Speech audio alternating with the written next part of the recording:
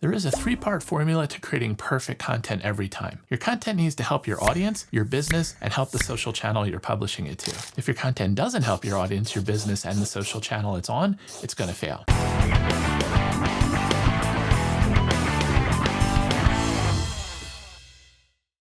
Let's quickly look at each part of the formula. First, content that helps your audience. This goes without saying, well, I guess I just did. Your content should first help your audience. Help is broad on purpose. It could be a tutorial or a how-to article. It could be challenging norms or presenting new opportunities or making a connection with them and so on. If your content doesn't help your audience, there's no reason for them to subscribe or come back for more. When it does help them, that's when you get a follower, a subscriber, or a customer. When you help them consistently, you get a fan or a promoter. So the first part of the perfect content formula is creating something that helps your target audience. The second element is content that helps your business. I covered this in detail a few videos ago on how to create a revenue generating content strategy, but the gist of it is that each piece of the content you create also needs to help your business in some way. The content needs to help by either attracting new audience, converting them into customers, or retaining and ascending them to your higher ticket programs. If your content doesn't do both, then it's not effective or sustainable. The simplest way to do this is to always have a call to action in your content that asks people to take the next step of your buyer's journey. That could be opting in for a lead magnet, registering for a free masterclass, offering a discovery call, or anything along those lines. The way you do this is to plan your content so that it creates a gap between your audience's current state and their goal. Your content creates the gap, then partially addresses it, with the call to action being how to close the gap completely. An example is this very piece of content now. You have a goal of creating content that helps your business, and I'm creating a gap by showing you that there's a three-part formula, and you're probably missing one or more of the parts. Then I'm partially filling that gap by showing you what those are, so the content is helpful to you, but then there will be a call to action at the end about how to get more help with your content efforts, like via my programs and services. Getting you to take that next step is the business goal of this content. The third is content that helps the social channel that it's on. The final element is the one that most people miss. We all want our organic traffic to get picked up and promoted for free by the social networks.